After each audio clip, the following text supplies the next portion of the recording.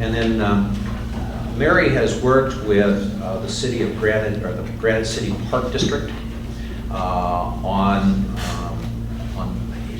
doing bond issues for them, as well as working with them as they move forward in terms of the rollover. I don't know if Mary, if you wanted to say anything about that, unless somebody would like to.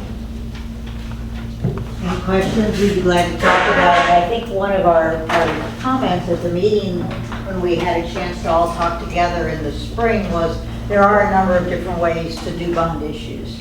And you can use underwriters like Stifel, and they can either do public offerings, which means they can work with you to prepare documents and hire bond counsels and go out into the community and sell your bonds. And that, for a first-time bond, can sometimes be very profitable because you have lots of new buyers, lots of excitement about the new Collinsville Area Recreation District.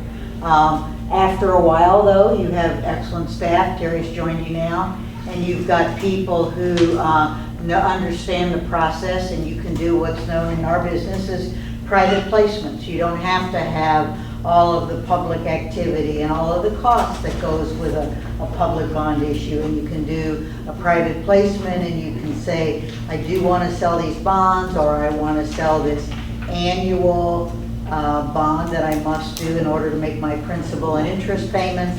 And instead of making that a public effort, which is really quite costly, you want to do a private placement.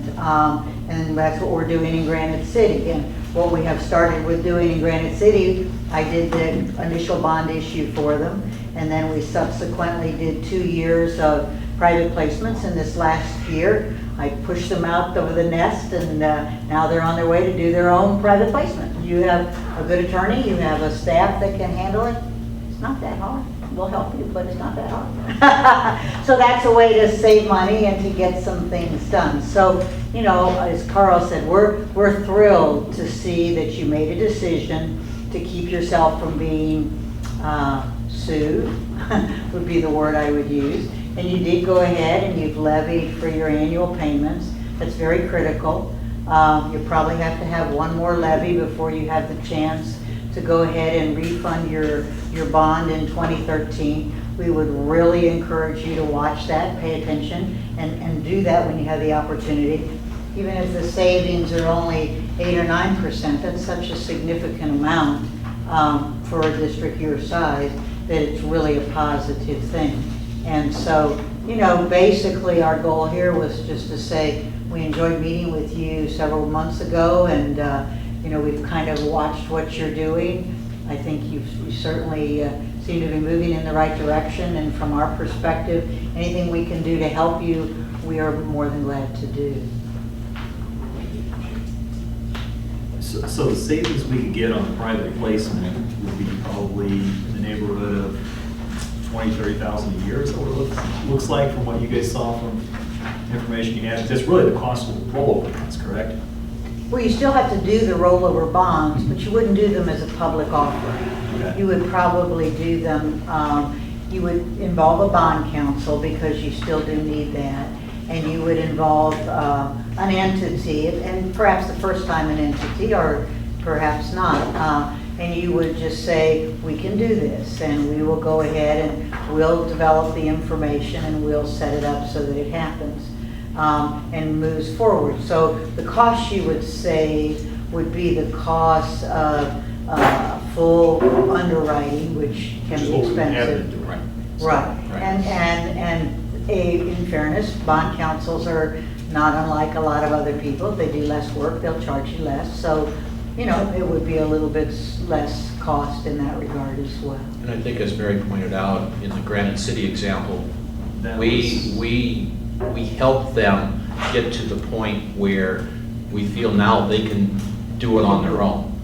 And the first year that would have been tough for anybody after you've just done your bond issue to take on that responsibility. What was the first year savings over Granite? I mean, just percentage-wise, just ballpark percentage. No recollection. Okay. I do good. I do really good about yesterday. But yeah, after that, it's not So we're thinking 20 to 30%. It's still a little bit under. Okay. So I think what we're here to say is you have options. keep your reputation as a really responsible district, like Carl said. That's just so critical, because nobody will ever buy a bond from you if you walk away from a payment. That just won't happen. So once you've made that decision and you're moving forward, we talked a little bit at our meeting when Andrew was there, and you were there, David, about setting policies and having the board say, okay, a policy would be, we won't borrow more than our legal debt limit if we did a GO. Well, right now you're a little bit above that legal debt limit, so that means you would work your way back down. That's a policy. You could change it if there's a crisis, but it's a policy, and that helps people understand what you're trying to accomplish as a really effective board. So different things you can do, and like I said, you've got good staff, and so that's all very possible. But we're always happy to help. Well, and then, you know, part of that is just, as Mary just said, I mean, we are happy to help, we're happy to, you know, kind of, you know, sit alongside of you and say, this has been our experience, have you thought about this? And you know, what are some things that you can do to, you know, not tie your hands at the same time? Because sometimes we jump off into, I spent 30 years in city management before I spent the last 10 years with Stifel, and I will tell you the one thing you try not to do is to tie your hands unnecessarily, but be very fiscally responsible at the same time. Does anybody else have any questions? Carl or Mary? We sure appreciate you coming and explaining this to us, and Dave and I and Rick had the benefit of this several months ago, and I sure appreciate you coming and sharing it with the rest of the board. Thank you very much. If you enjoy being here, we may not stay, if that's okay. That's why Mary, can you stay for about 10 minutes or so? Oh, For the sure, public I'm sorry. comment side? Oh, I'm sorry, yeah, certainly. Because I have some questions. Oh, Okay. great. All right, well, again, thanks to Steve Nicholas and Mary and Carl for coming tonight and sharing with us yet another option that we have. And I think that you know, we're probably in a position to make some decisions here in the next few months. Okay, moving on, the agenda will be public comment. By the way, Mary, I'm supposed to ask you to say hello to your husband for my son, Tony, who is with one of the insurance brokers. Oh, okay, okay. Hi, my name is Pete Palumbo. I live at 12 Ramsgate in Collinsville. I'd like to address a few ideas or thoughts to both Carl and Mary regarding their presentation. The first thing I would mention is back in, probably 20 years ago when this park district was beginning, there used to be private placements of working cash fund bonds because I used to set the rates for some of the local banks in my capacity at Mercantile Bank. So that's not a big deal.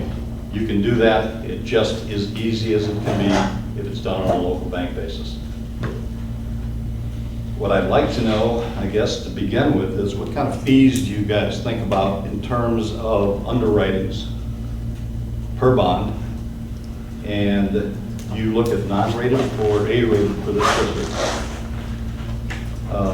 I'll go through this because I'm limited in time, and then you guys can think about it. Do your fees per bond include all issuance expense? And I'm talking about legal fees. If you decide to go public sale, the development of the notice of sale, et cetera, et cetera. You anticipate the debt being issued in tranches of 10 million or less so that it can be a bank qualified issue sometime in the future. And I know we're talking about 15, 16 down the road, but we've got to think about these kinds of things, I think, from the board standpoint. When there is a reissuance of bonds as a refunding, you anticipate that being an escrow situation or defeasance? They know what I'm talking about. I'm not going to get involved with you guys on this.